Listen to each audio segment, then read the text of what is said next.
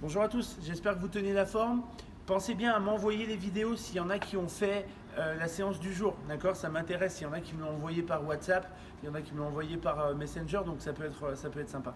Juste avant de vous présenter la séance donc, du mardi, petite info, j'ai besoin de votre aide. Les personnes qui sont assez proches de vous à la salle, j'ai besoin que vous puissiez les contacter ou vous contacter entre vous pour savoir si vous recevez bien les mails avec les vidéos YouTube. Parce que les vidéos YouTube, comme je fais en sorte d'avoir de la qualité, je ne veux pas forcément les partager auprès de tout le monde et je veux les réserver auprès de la box. Donc n'hésitez pas à bien leur demander s'ils reçoivent les mails. Si ce n'est pas le cas, qu'ils regardent dans leur spam ou qu'ils me contactent pour qu'on puisse trouver la solution. Deuxième chose, beaucoup de personnes ont Facebook et on a un groupe privé 100% CrossFit. Ça, vous ne pouvez pas le trouver, c'est un groupe privé. Donc si vous n'êtes pas sur Facebook ou si vous connaissez des personnes qui ne sont pas sur ce groupe, vous me rajoutez sur Facebook et après moi je vous mettrai dans le groupe. Vous allez voir, il y a pas mal d'informations, plus que par mail, dans le sens où je ne veux pas inonder les gens par mail. Donc voilà.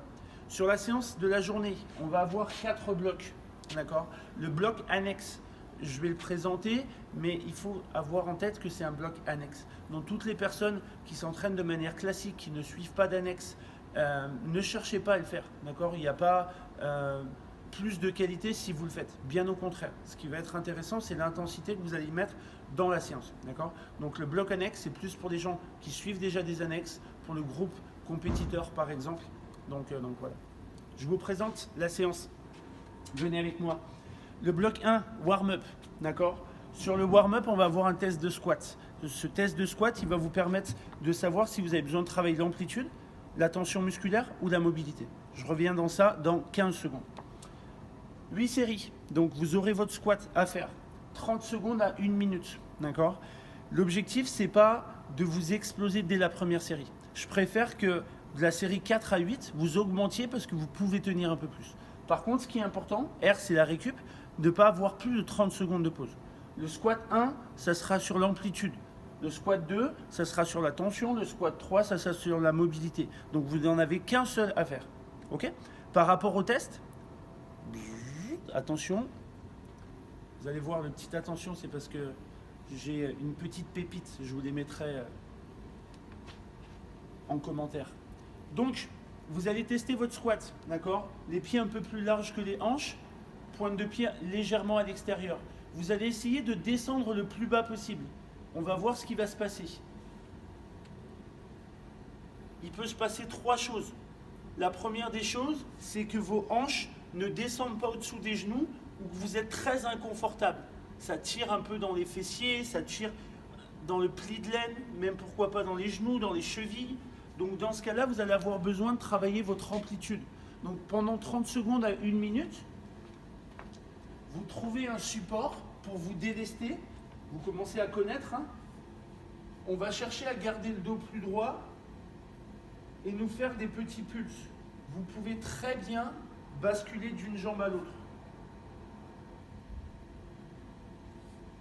Test 2, c'est le mien. Ça veut dire que je peux descendre très bas, mais par contre, on sent que je m'écrase un peu. D'accord? Donc dans ce cas-là, je vais avoir besoin de mobilité, de tension et d'amplitude. Donc ça va être très simple. Je vais chercher à faire en sorte de pouvoir descendre et de maintenir.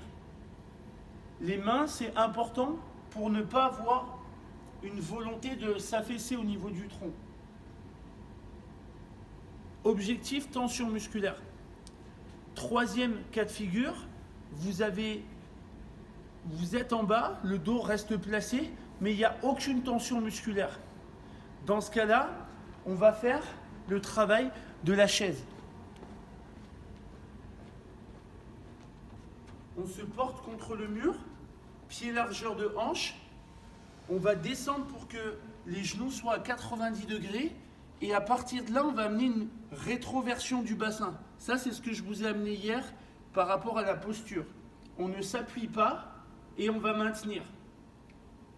Possibilité d'avoir un support, une charge additionnelle, en sachant que 8 séries, c'est déjà assez long. Ok? Ça, c'est la première partie. Partie 2, venez avec moi. ça sera tout de suite le WOD. D'accord? Donc, on a 4 tours à faire. 10 strict pull-ups et 20 tirages. Ou 20 tirages, pardon. Donc ça, je vais vous montrer la différence. Ensuite, soit 100 single unders, soit 100 double unders, ou 400 mètres de run. Ne cherchez pas à faire de la corde et faire de la corde en extérieur dans votre sur le goudron. Je vous dis ça parce que votre corde ne va pas vraiment apprécier. Donc, dans ce cas-là, si vous n'avez rien pour faire de la corde, on peut aller privilégier la course. D'accord? Pour les singles ou les doubles, vous vous débrouillez. Vous pouvez très bien faire quelques doubles et après compléter le reste par des simples. D'accord? Par rapport au travail de strict pull-ups ou au tirage, sur les strict pull-ups, vous allez pouvoir utiliser peut-être des objets à l'extérieur, style un arbre. Si vous n'arrivez pas à faire des strict pull-ups, vous pouvez très bien faire un jumping. Je vous montre.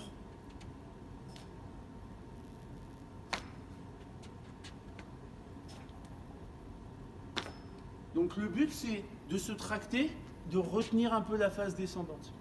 Si vous n'avez pas du tout ça, on va faire des tirages. Les tirages, je vais vous le montrer avec quelque chose qu'on utilise plutôt assez souvent actuellement, c'est des lingettes désinfectantes. D'accord? Donc sur ça, on va simplement prendre par exemple les lingettes, ou ça peut être des bouteilles d'eau, s'incliner, donc attention de ne pas trop pointer les fesses, et ensuite de tirer pour amener les coudes vers l'extérieur et vers l'arrière. Ça, c'est une première possibilité. La deuxième possibilité, ça serait de pouvoir utiliser par exemple une barre que vous avez chez vous. D'accord? On va garder les paumes de main vers le ciel et on va pouvoir tracter.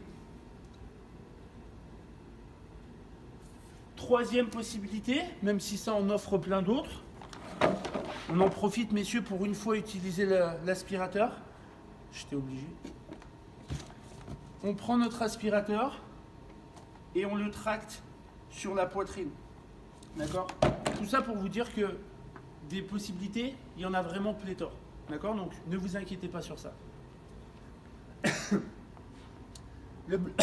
Excusez-moi. Non, je n'ai pas le coronavirus. Le bloc 3, c'est du renfort. Sur le renfort, il va y avoir une première partie d'équilibre. Donc cette partie d'équilibre, je vous demande vraiment de la faire sans chaussures. D'accord? L'objectif, de pouvoir être sans chaussures ou même sans chaussettes, c'est encore mieux pour la stabilité. Et vous allez essayer de pouvoir maintenir sans que vos orteils ne bougent. Si vous vous sentez assez facile, vous pouvez fermer les yeux. Si à l'inverse c'est déjà difficile, n'hésitez pas à tendre les bras ou à juste mettre un pied au sol, de l'autre côté, un orteil, pardon. Plus difficile, je vous l'ai dit, fermez les yeux. Et après, ça peut même être de pouvoir lever le genou et de redescendre.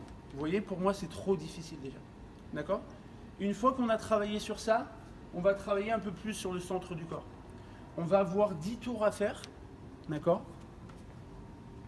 20 secondes de travail, 10 secondes de pause. Le premier, c'est la planche. Pour travailler sur la planche, ça tombe bien, on va revenir sur quelque chose que je vous ai parlé hier en termes de posture.